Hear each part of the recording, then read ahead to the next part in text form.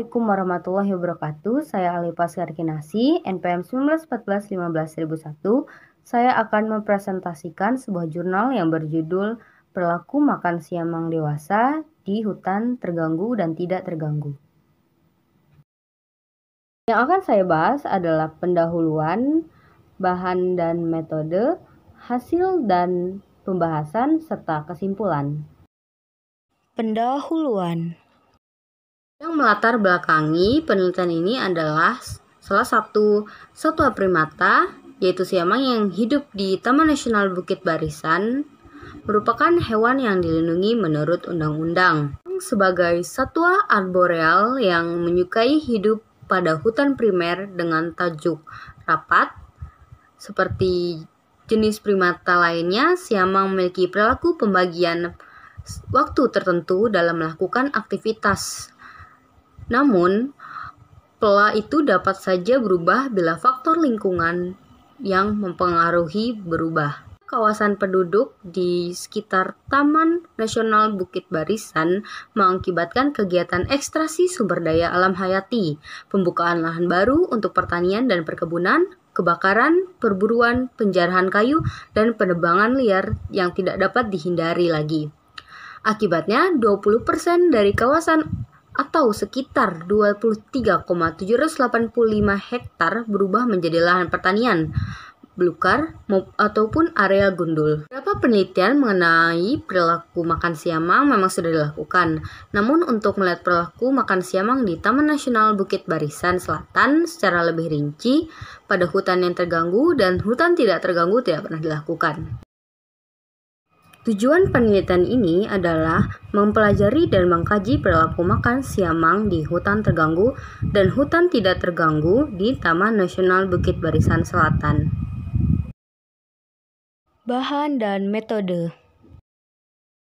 Penelitian ini dilakukan di Stasiun Penelitian Wildlife Conservation Society Indonesia, program Waicanguk yang terletak di antara Desa Waiheni dan Waiharu. Areal penelitian berada di Taman Nasional Bukit Barisan Selatan. Siamang yang menjadi objek pengamatan masing-masing terdiri dari 6 individu jantan dan betina dewasa, di mana 3 berasal dari hutan terganggu yang akan disebut dengan F1 dan 3 lagi berasal dari hutan tidak terganggu yang akan disebut dengan F2. Yang dipergunakan dalam penelitian ini meliputi binokuler, jam tangan, peta plot, lokasi penelitian, kompas, parang, rangefinder, pita warna, kamera, selotip, alat tulis, kertas koran, gunting tanaman, spidol, sasak herbarium, meteran gulung, dan pita pengukur diameter atau diameter tape. Data diambil pada saat siamang melakukan aktivitas makan dengan cara mengikuti aktivitas harian kelompok siamang mulai dari lepas bangun tidur di pagi hari sampai dengan kembali tidur ke pohonnya pada sore hari. Metode yang digunakan adalah focal animal sampling dengan selang waktu pengamatan 5 menit. Batasan definisi makan yang digunakan pada penelitian ini adalah suatu kegiatan memasukkan makanan ke dalam mulut, mengunyah, dan kemudian menelan. Data ditujukan pada individu jantan dan betina dewasa yang telah dihabituasi. Lamanya pengamatan antara 10 dan 11 jam 30 menit. Penentuan kelas umur siamang dewasa dalam pengambilan data berdasarkan menurut Gittin dan Remakers, yaitu berumur 8 tahun maksimalnya, selalu berpasangan bila ada yang memiliki bayi selalu membawa bayinya. Individu yang diamati sebanyak 12 ekor dengan lama pengamatan terhadap masing-masing individu adalah 80 jam. Total lamanya pengamatan yang dilakukan terhadap 12 ekor siamang adalah 960 jam. Dari Februari sampai dengan Juli 2002 dibagi 480 jam pada F1 dan 480 jam pada F2. Pengamatan berlangsung setiap hari, dilakukan pencatatan tanggal, waktu pengambilan data, lokasi pengamatan, keadaan cuaca, serta tipe habitat. Selain itu dilakukan juga pencatatan terhadap tumbuhan yang dimakan. Pada jenis makan yang belum diketahui, dilakukan pengambilan sampel seperti daun, ranting, bunga, dan buah untuk keperluan identifikasi. Presentasi aktivitas makan siamang diketahui dengan rumus PM sama dengan A per H kali 100%, di mana PM ini adalah presentasi aktivitas makan harian A ini adalah jumlah pengamatan aktivitas makan dan H ini adalah jumlah pengamatan seluruh aktivitas harian. Pengamatan pemanfaatan lapisan tajuk hutan dilakukan sewaktu siamang melakukan aktivitas makan. Data yang diambil meliputi ketinggian setiap individu siamang, tinggi kanopi atas dan kanopi bawah dari permukaan tanah. Ketinggian tersebut diukur menggunakan alat range finder. Perhitungan pemanfaatan lapisan tajuk hutan oleh siamang digunakan rumus menurut Caldecott, yaitu PI sama dengan HT min HM per HT min HB kali 100, di mana PI adalah indeks posisi siamang, HT adalah ketinggian tajuk atas dari permukaan tanah, HM adalah ketinggian siamang dari permukaan tanah, dan HB adalah ketinggian tajuk bawah dari permukaan tanah. Hasil dan pembahasan.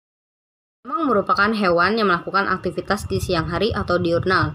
Aktivitas makan pada siamang dilakukan selepas bangun tidur antara pukul 6 dan pukul 7 di cuaca yang cerah. Jika cuaca mendung, kebanyakan siamang akan melakukan aktivitas istirahat atau bersosialisasi dan aktivitas makan akan menurun. Aktivitas makan pada siamang F1 tiap hari berkisar 2,55 jam sampai dengan 4 jam dan pada siamang F2 berkisar 2,65 jam sampai dengan 4,11 jam.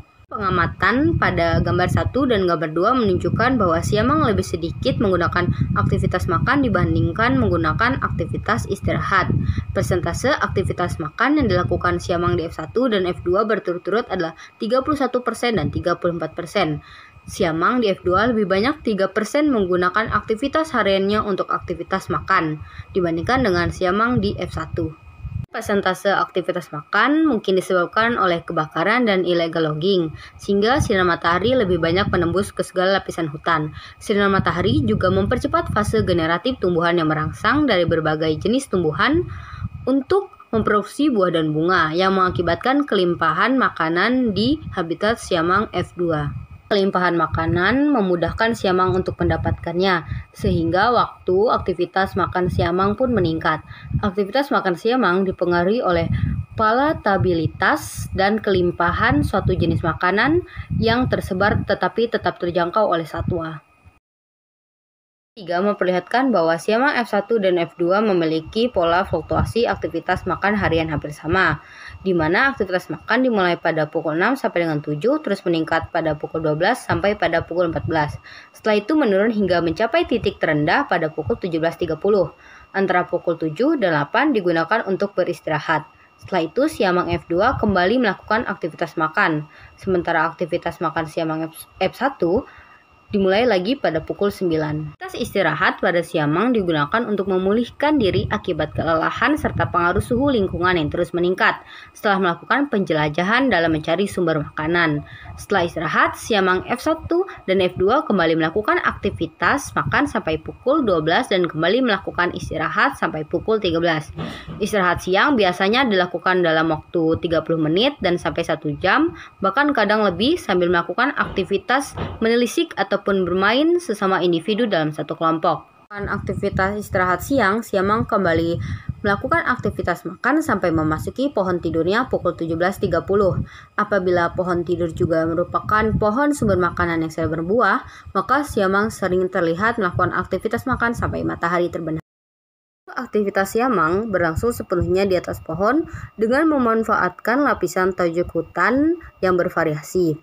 Siamang menggunakan hampir semua lapisan tajuk hutan selama melakukan aktivitas makan. Lapisan tajuk hutan yang sering digunakan siamang F1 dan F2 tidak berbeda, yaitu lapisan tengah dengan nilai indeks posisi masing-masing 43,5% dan 48,71%. Tajuk tengah merupakan lapisan yang saling bersinggungan sehingga mempermudah satwa arboreal dalam melakukan aktivitas hariannya. Kesimpulan: habitat akibat gangguan kebakaran dan penebangan liar di Waicangut ternyata belum dapat merubah aktivitas makan siamang dan malah sebaliknya meningkatkan aktivitas makannya. Hal ini disebabkan wilayah hutan yang terganggu masih dalam batas toleransi dan dapat menopang kehidupan siamang. Namun jika kerusakan ini terus berlanjut dan tidak diantisipasi, maka berakibat menurunnya kemampuan daya dukung habitat siamang. Untuk menghindari kerusakan yang lebih parah, perlu dilakukan pengelolaan habitat yang komprehensif, seperti konservasi in situ. Sampai di sini presentasi yang dapat saya lakukan. Jika saya ada kesalahan, mohon maaf. Kepada Tuhan saya mohon ampun. Wassalamualaikum warahmatullahi wabarakatuh.